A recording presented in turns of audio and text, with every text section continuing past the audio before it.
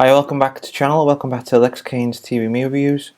This is my spoiler review on this awful, rubbish Doctor Who finale or final ever episode of this new Who, Disney Who, the reality war. I'm just going to go straight into it right now. We get to see a short recap from Wishworld, where we see a little bit of the Rani, Mrs. Flood, aka the original Rani for this era of Doctor Who, and the new version of the Rani, the two Ranis talking, and then the main bit with the Rani saying, "You can't stop me, Doctor," blah blah blah, all that stuff, and then she uses her sonic device to these homing beacons to blow up the balcony. The Doctor's going down into the underverse. Then he shouts out Rani's name. Then it goes straight into the title sequence. After the title sequence, a door appears. It's the Time Hotel. It's the woman who became the manager of the Time Hotel from the Christmas special, Joy to the World. It turns out, with the Doctor with all his memories back, it turns out when the Time Hotel in the future is having some problems, and it turns out when people from being in this wish world, being controlled by Conrad and the Rani, and trying to bring Omega back, they get their memories back. And the downside is, for them to keep their memories going and remembering who they are, we get to find out late in the episode, but I'm going to tell you now anyway, that the time door for the Time Hotel has to stay open. We find out from the manager who was in the hotel in our timeline, who's now living in the future, that she's been seeing all the Doctor's pasts, and we get all these flashbacks again, and then we get to see the pointless, awful episode of Rogue again. It was awful, seeing flashbacks and flash forwards, and then the Doctor says, "I've got to get my child, Poppy and Belinda, back here," and then he starts to act that he's still John Smith, but he says, "I'm home," and then this music plays where he changes. We don't know how he gets this costume, but the ridiculous costume we saw in the first episode of this season, where he's wearing that unusual kilt trouser costume, awful Doctor Who costume ever. And she says, "What are you wearing, John?" He says, "My name's not John, it's the Doctor." Then he takes Belinda and Poppy to the Time Hotel, and she starts beginning to remember who she is, and says, "Doctor," and then he goes to the unit headquarters, and they begin to remember who they are as well, and basically they're ready to take on the threat of the Rani and these bone creature things that she's got roaming the earth. So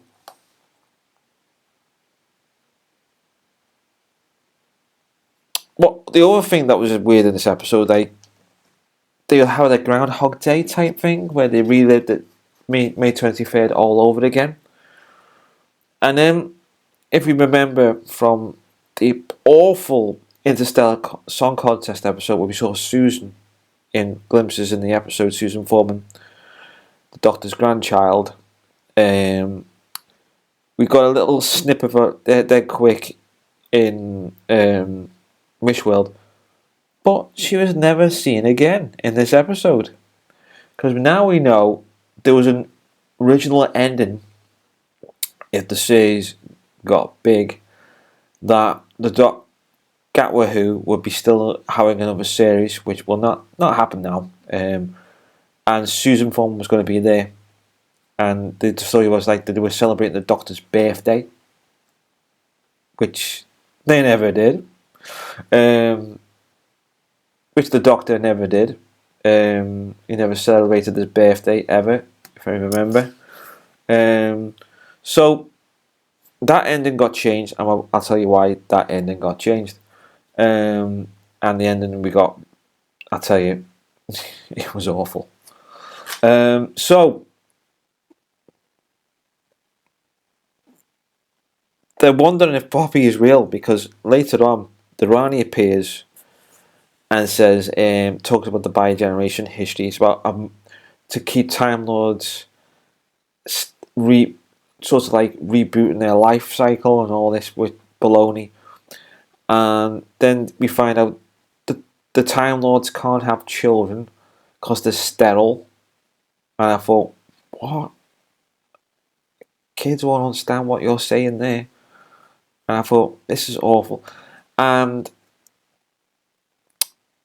Mel remembers who she is, and she comes back to unit. And there's a story where, in the storyline, for the ones that still don't know who they are, they got a chip built in, home beacon chip, which makes them remember who they are. Ruby remembers who she is. Then Mel remembers who she is, and gets a motorcycle that she had out last season. And Mel, who is a classic Who companion, you were building up to this, like, because Mel's met the Rani before, and the banter was really awful. I felt sorry for the actress Bonnie Langford in that scene. The writing wasn't very good for that scene, for this big confrontation.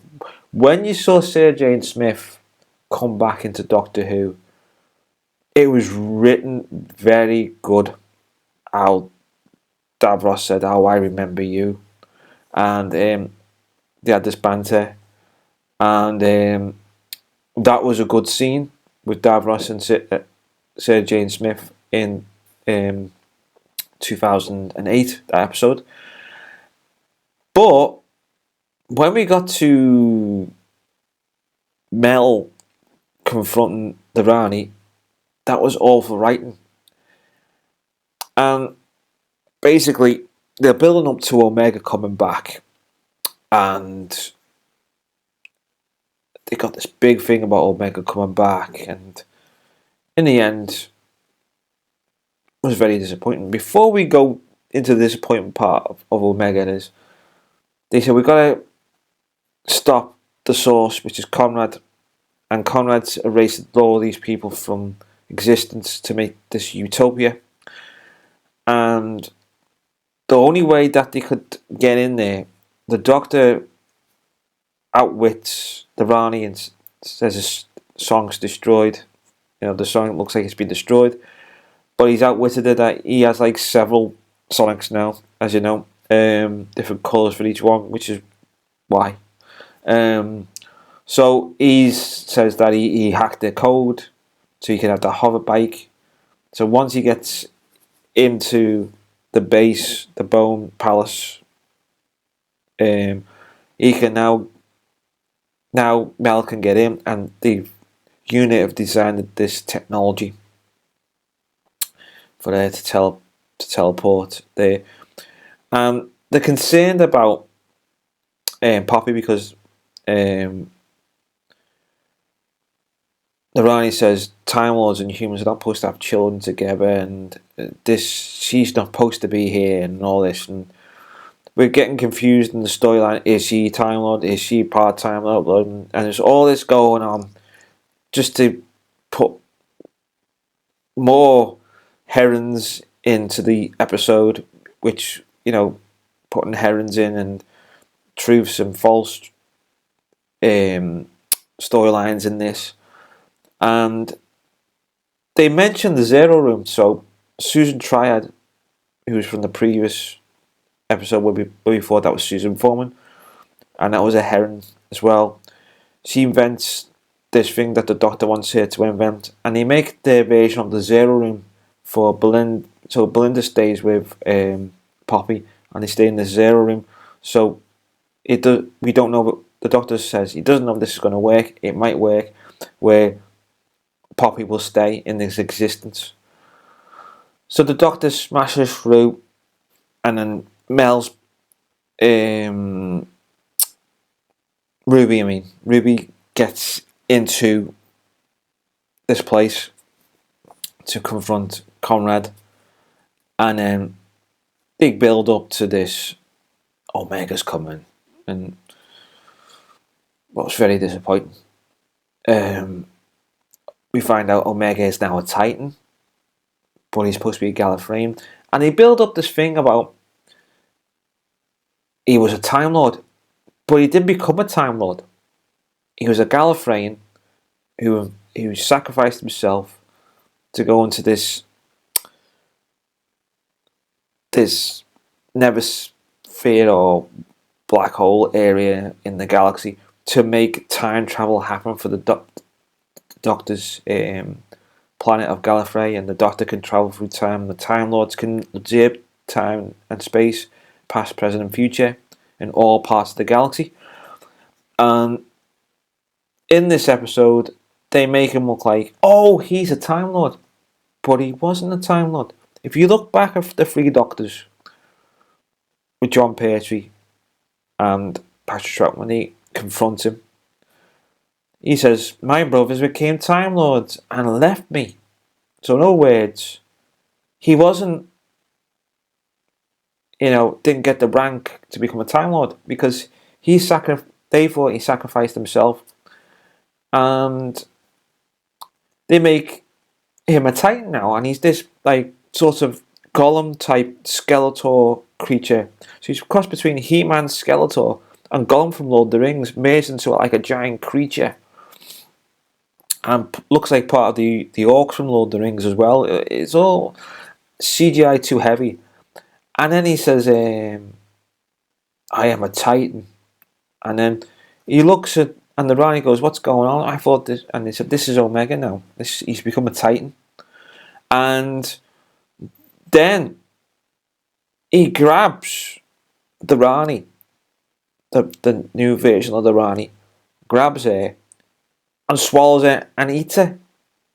And I thought, why would you do that? And then he comes out with this line, I will feast on this world. I will make him stronger. I thought, that's cannibalism now. This is supposed to be not a Time Lord, a Gallifreyan.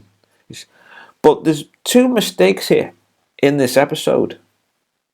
Because if you remember in Three Doctors, he was vaporized. His realm he made was vaporized by the Doctor's invention. With this Patrick Troughton's Doctor, with his fluke and made into this device to free themselves into the real world, so they weren't trapped in this world made by Omega. And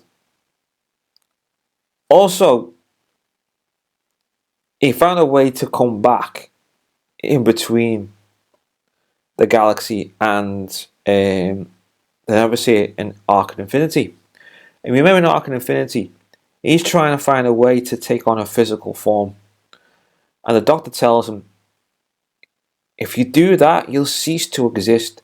You'll just start to disintegrate and just completely go down forever in the Neversphere and never come back. And you just go forever, going into the antimatter universe and never be seen again. And he says, no, I've done it, Doctor. I have now took your face, which was Peter Davison's Doctor's face, and with the new voice of Omega. And he gets his wish, but the goal goes terribly wrong.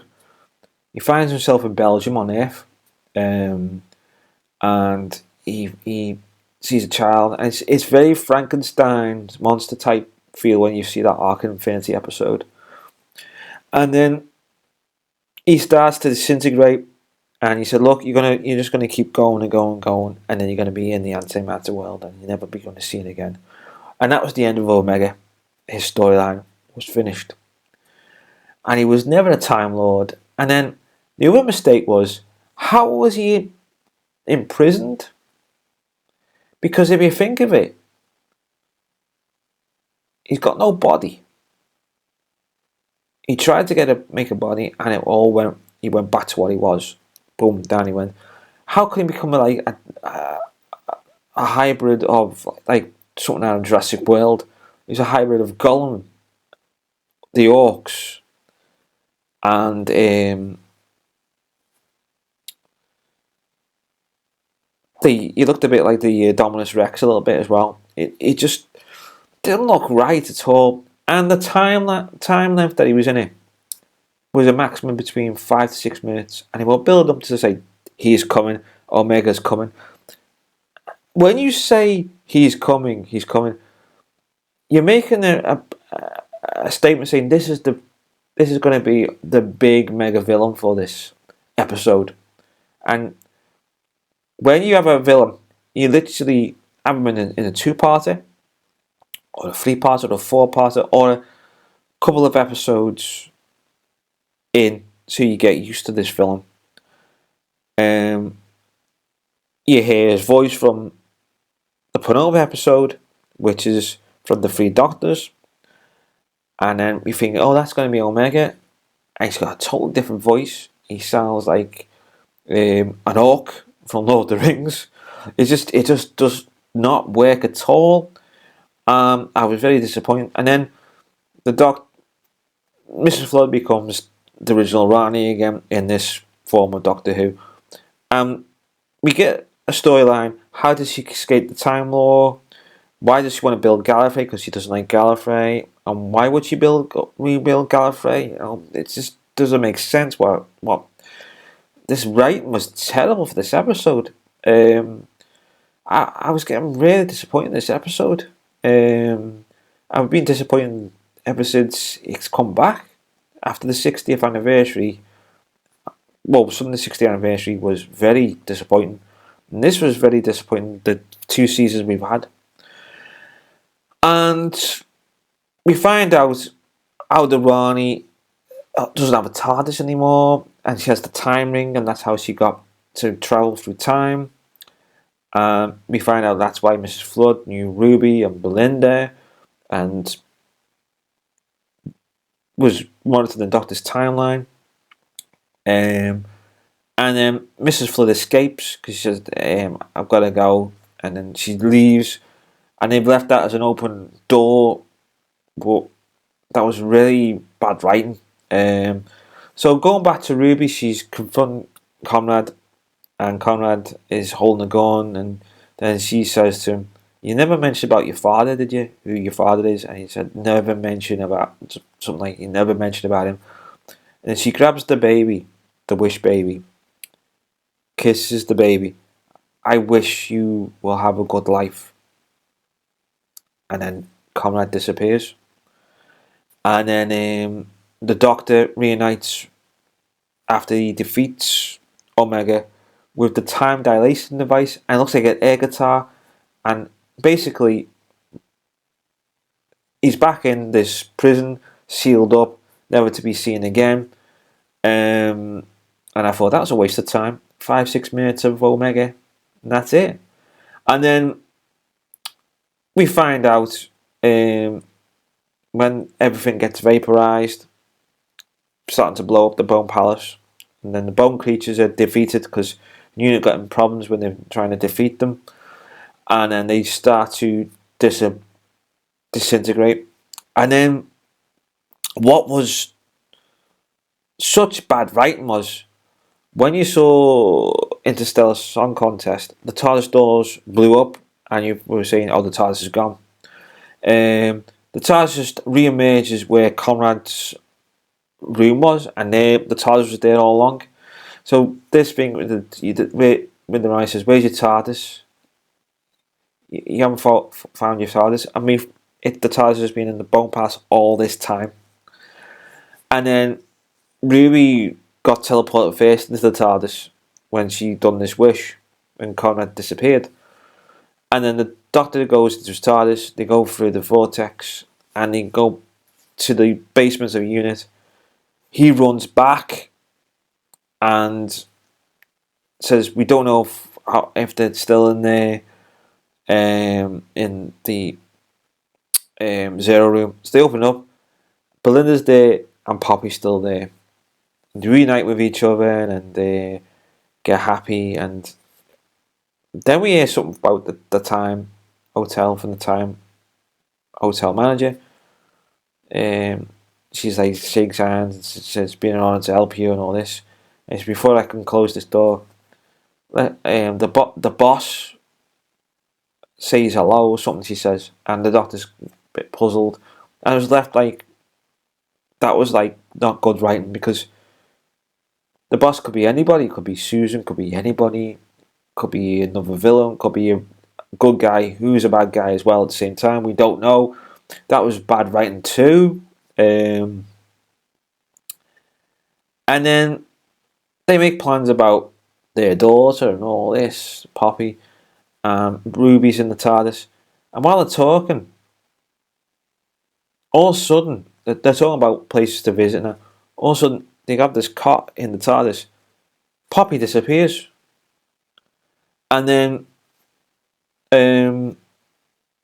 Ruby recognises it straight away. And Ruby says, "Poppy's gone." And they go, "Who's Poppy?" He said, "Poppy? No, who's Poppy?" And then the cot disappears. They come out they land the TARDIS back at unit, because they're fixing things through the time and space that need to be fixed or something. Putting the Robot Revolution scroll back into space, putting things back to normal. And then the crudge thing was, which disappointed me, was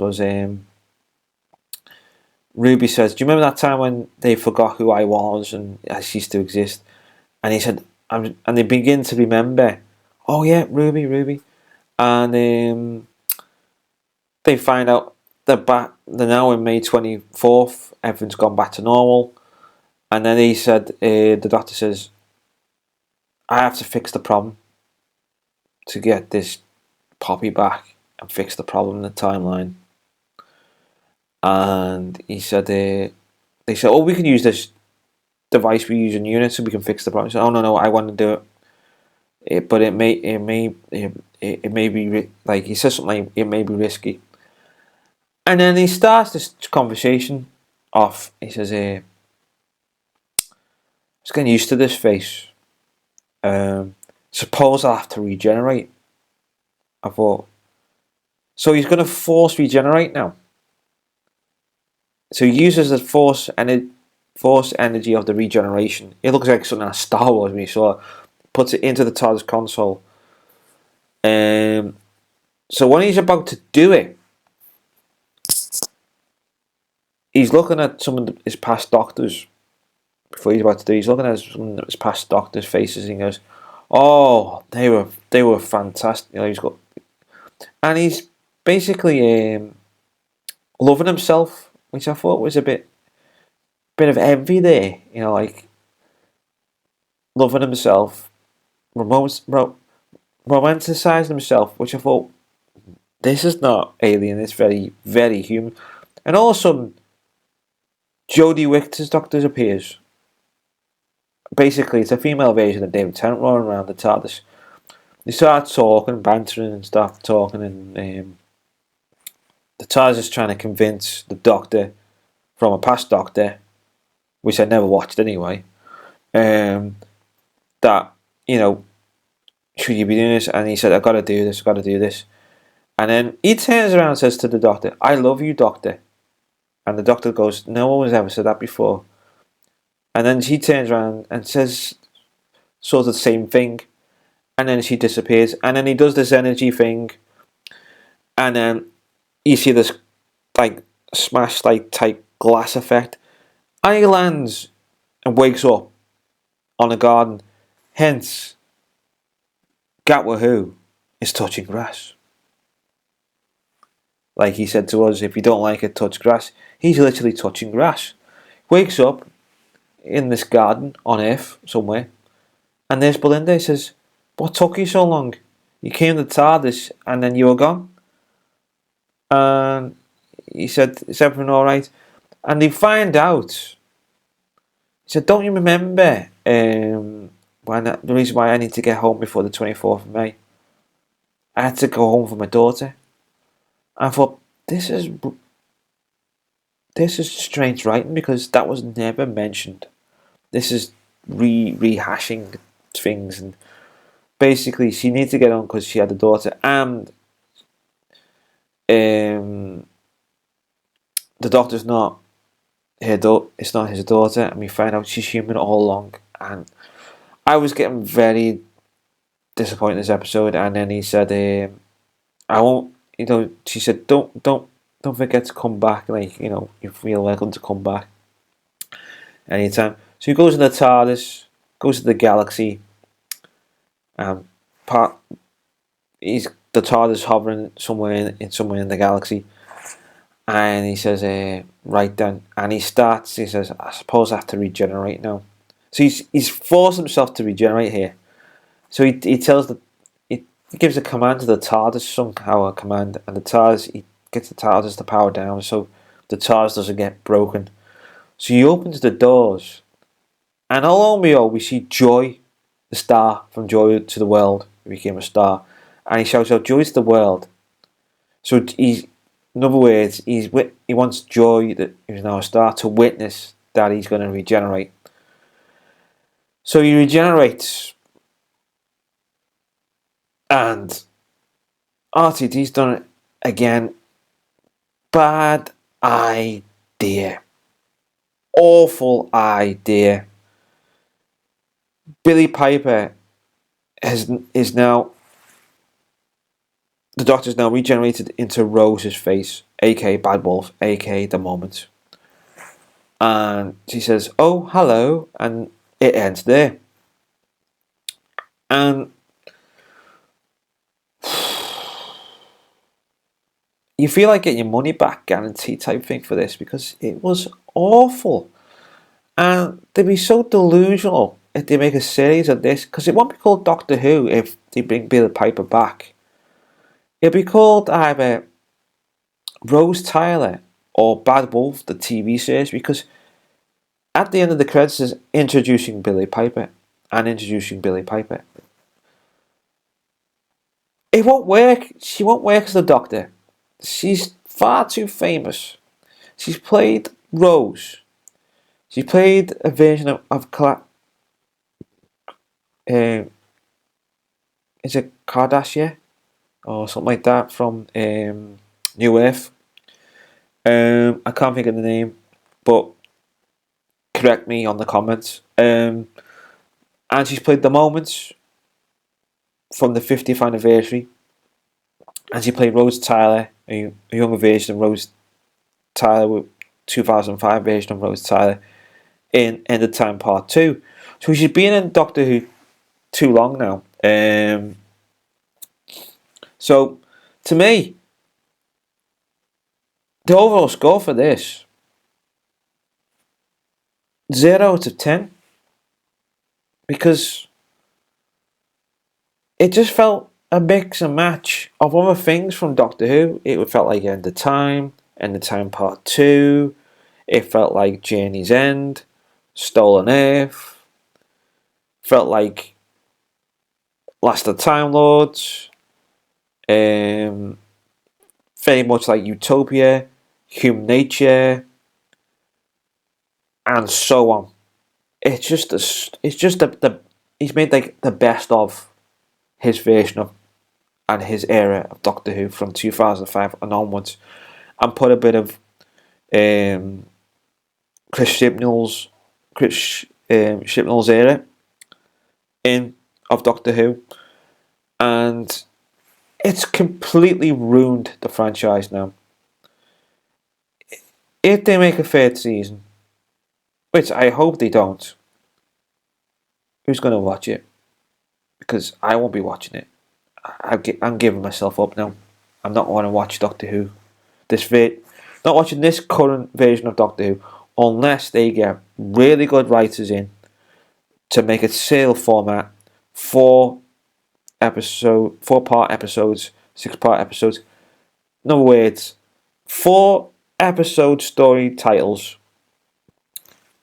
with individual episodes, which means that episode title has 4 episodes, so they have a beginning, introduction, middle, and end.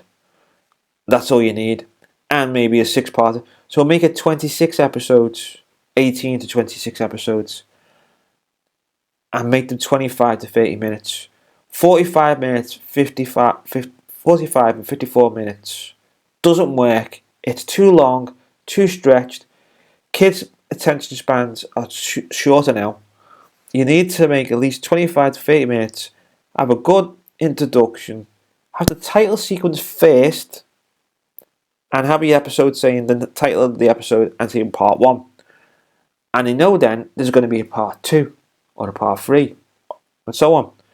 And then have it on a cliffhanger. And then when you have your final episode, you have your resolvement and have it into the continuation to the next episode. That's how you're going to probably save Doctor Who if you ever bring it back. To me, it needs 3-4 years off the air, because giving it 1 year off, there's a lot of work to do if they fix this problem. To me, they need some writers who are not sci-fi fans, who know the genre but are not fans of it, like past Doctor Who writers. Not all of them were sci-fi fans. You just got to look at some of the names, and some of them made incredible scripts. The John Pertwee episodes, incredible. Even though the effects look old and the camera work looks old, they're still solid stories, beginning, middle, and end. That's what you need.